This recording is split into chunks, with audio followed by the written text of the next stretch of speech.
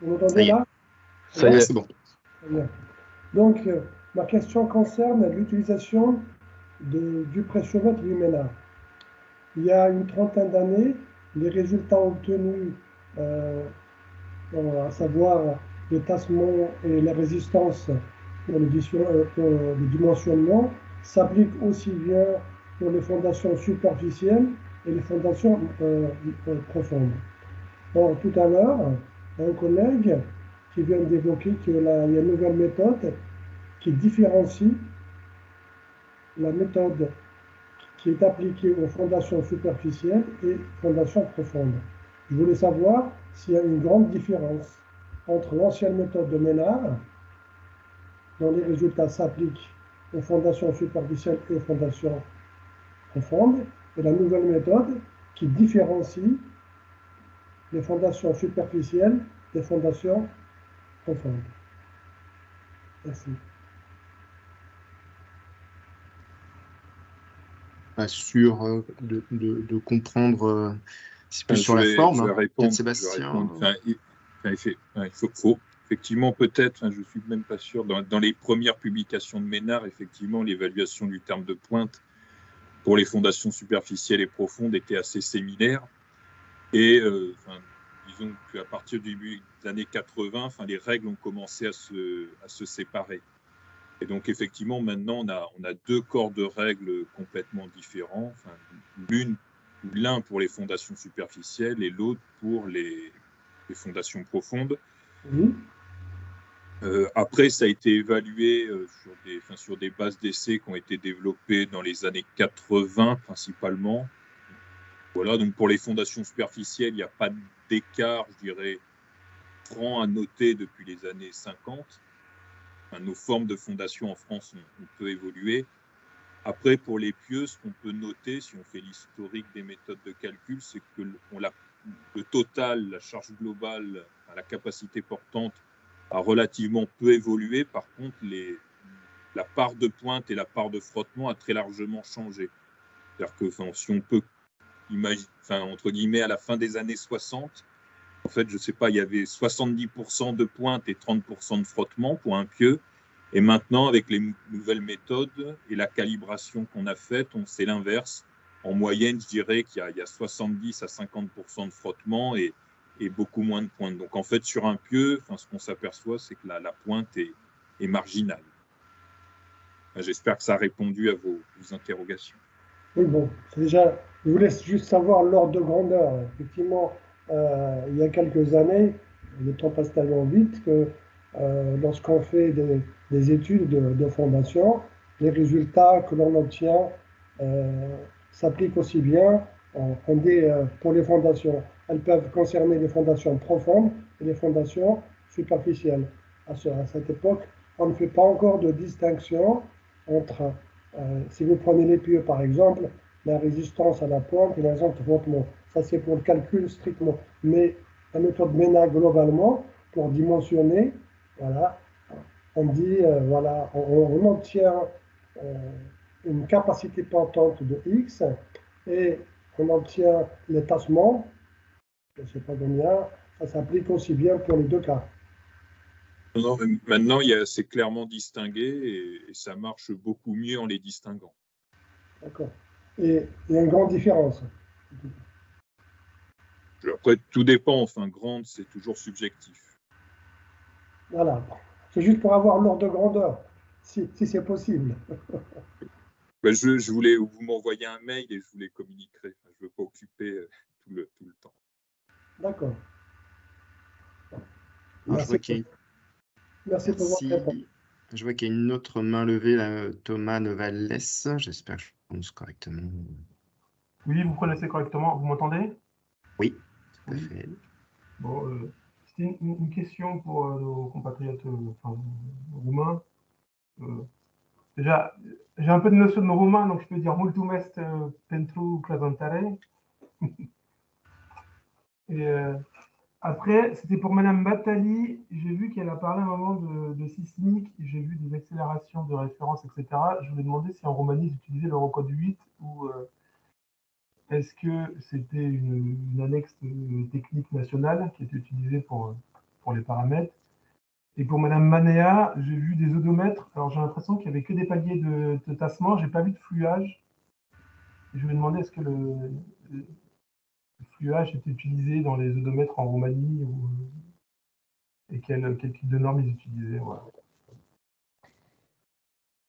Merci. Moi, je vous dis merci si vous m'avez dit mulțumesc.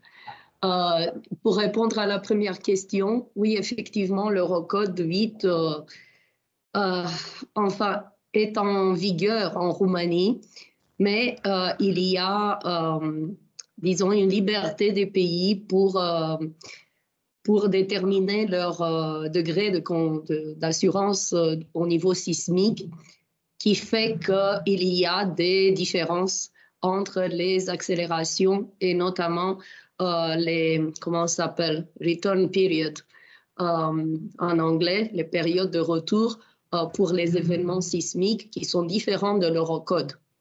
Donc, il y a une norme technique nationale qui est appliquée et les valeurs sont différentes de l'Eurocode, même si les principes en général de l'Eurocode 8 sont appliqués. J'espère que j'ai répondu à votre question. Merci.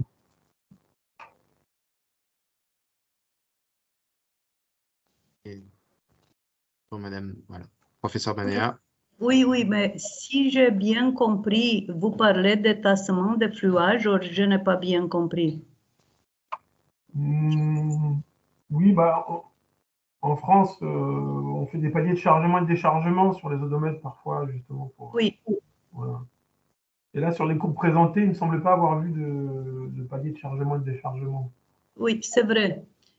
Qu'est-ce que je peux vous dire? Je vous avais présenté les essais qui sont spécifiques pour les LES, pour les classifier s'il a ou non une grande sensibilité à l'eau. Et après cela, bien sûr, si nous sommes sur une terrain de fondation, tenant compte de l'état des contraintes qui vont venir, on peut faire des essais avec charge et décharge, comme vous avez dit. Mais en principe, qu'est-ce que je vous avais présenté? C'est pour les classifier parce que c'est très important. Et donc, c'est obligatoire d'avoir ce type de courbes classiques jusqu'au minimum 300 kPa pour classifier le sol avec cet indice IM300. Après cela, on revient, bien sûr, si par exemple, il faut savoir qu'en Roumanie, il y en a aussi des couches de sol d'environ plus que 20 mètres, 330 mètres. Et donc, si on a un échantillon de cette profondeur, bien sûr qu'il faut être chargé dans l'odomètre tenant compte de toutes ces questions. Mais le début, c'est seulement de les classifier, de connaître comme il est sensible ou non. Bien sûr que c'est intéressant de dire qu'on a même des thèses de doctorat et des sujets de doctorat dans lesquels on essaie de comprendre mieux et de modeler mieux le comportement de ce type de sol et aussi de trouver des corrélations entre les essais in situ et les caractéristiques qui sont obtenues en labo à propos de ce qu'on a dit que c'est bien d'avoir en plus des essais in situ. Merci. Merci beaucoup. Merci pour cet échange. Alors, il y a, je crois, une dernière question, enfin une main levée de Roger. Franck, alors, ce sera peut-être le mot de la fin ou l'échange. Bon, je ne me permettrai pas de décider que je suis le mot de la fin, ce sera aux organisateurs. Je voulais remercier tout le monde pour ces contributions qui sont assez éclairantes, me semble-t-il, sur la pratique en Roumanie et en France. Dire aussi qu'on a une confirmation aujourd'hui que la Roumanie, par nos collègues ici, Sanda Manéa et Loretta Batali et autres en Roumanie, qui sont une cheville ouvrière de l'Eurocode 7, s'il en est. Merci encore à votre contribution et à la manière d'unir nos pratiques. Maintenant, d'un point de vue un petit peu, on dirait moins géopolitique, géotechnical politique, sur un problème très précis qui a été soulevé par Monsieur Ziani, enfin c'est ce nom que je vois, Bon, le problème du calcul des tassements des fondations superficielles et profondes par le pressiomètre, bon, c'est un problème franco-français, j'ai envie de dire, pour des raisons qui semblent claires après ces différents exposés. Mais ce qui est commun à nous, aux Roumains et aux Français, et je connais bien la géotechnique roumaine, pour différentes raisons, je vais peut-être décrocher un petit peu depuis quelques années, mais enfin, c'est que on a dans les deux cas de plus en plus une préoccupation du tassement des fondations. Et que le problème du tassement des fondations, qui sont également la préoccupation de M. Ziani, à ce que je comprends, le calcul du tassement des fondations me semble effectivement très important. Et à ce que j'ai compris dans les dernières versions, enfin la dernière version de l'Eurocode 7, qui n'est pas encore promulguée, c'est bien mis en avant. Et effectivement, je crois que dans les premières interactions sol-structure, en tout cas quand on regarde la manière de porter sur nos sols, sur nos terrains, on l'a vu et notamment avec les LEUS et avec le professeur Monéa, ces problèmes d'interaction sol-structure, pour que ce soit des fondations superficielles ou profondes, pour nos bâtiments, pour nos ponts et autres structures, c'est quand même, disons, ce qu'on ressent, c'est qu'il faut connaître les tassements de ces structures-là.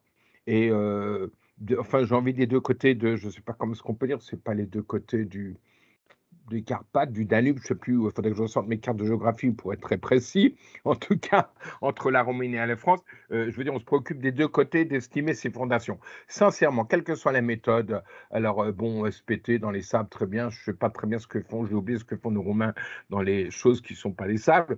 Je crois que des deux côtés, donc dans nos deux pays, on se préoccupe de ce problème de calcul des fondations, de tassement des fondations, superficielle et profonde, et je crois que c'est vraiment la voie à suivre dans les années qui viennent, j'ose pas dire les décennies, mais enfin, en tout cas dans les années qui viennent, sachons prévoir les tassements des fondations, soyons plus sûrs de ce que nous faisons dans ce domaine-là, je crois que c'est la route à suivre. J'ai terminé, j'ai été un peu long, excusez-moi. Il n'y a pas de souci, c'est l'intérêt, hein, de pouvoir échanger. Merci Roger. Alors, il y a une dernière main levée, puis après, je pense qu'on devra conclure. Léo Cataline. Oui, bonjour. Bonjour. Bonjour, juste une petite question pour Monsieur Sébastien Bourlon. Est-ce que l'essai de pressiomètre reste à la base de déterminaison de la capacité des pieux? Parce que d'après ce que j'ai vu, la capacité de pointe, elle est très bien déterminée. Mais je ne sais pas si le frottement latéral est précis avec cette méthode, bien précis, déterminé avec cette méthode, ou le CPT reste encore une moyenne très bonne pour la déterminaison de cette capacité. Avez-vous des retours d'expérience ou... Enfin, sur l'estimation du frottement avec le pressiomètre, ça marche bien, enfin même très bien, il n'y a pas de souci. Et effectivement, en France, on a pour partie la base de données traite de la résistance de cône. Donc ça marche aussi, enfin, dans la mesure où c'est calibré, enfin, ça marche aussi. Après, enfin, ce qui diffère, je dirais que c'est au-delà de la calibration des méthodes de calcul, c'est le fait que le pressiomètre peut a priori passer partout et peut-être plus difficile à mettre en œuvre dans les sols très mous, tandis que le CPT est effectivement beaucoup plus fin dans les sols très mous, par contre pose le problème peut-être d'appréhender la résistance des sols, entre guillemets, moyennement denses, du fait des problèmes de reflux qu'on peut avoir. Mais je vous remercie. La complémentarité. Ok, bah, très bien. Bon, bah, je propose de conclure simplement un petit message pour remercier chaleureusement Loretta, dont j'ai fait sa connaissance l'été dernier par l'intermédiaire de notre président là, qui est présent mais qui est très très discret, là, Nicolas Hutter, là, qui nous a mis en relation. Et voilà, donc plus de 6 mois après, on en est à conclure cet événement là, qui nous a réunis pendant près de 2 heures, enfin un peu plus de 2 heures, voilà, avec quelques petits problèmes techniques, pas de tout finalement, tout s'est très bien passé. Donc un grand merci à vous et à une prochaine collaboration en tout cas. Merci aussi, Nicolas. Et oui, on va continuer avec un prochain webinaire. Pas de souci. Merci à tous. Merci. Et donc, je précise, hein, donc, les supports seront assez rapidement disponibles sur la chaîne YouTube du CFMS et puis également sur le site internet là, pour les exposer. Voilà. Bon appétit et à bientôt. Au revoir. Merci. Au Et revoir. à bientôt. Au revoir. Au revoir, Merci. merci. Au revoir. Merci, au revoir.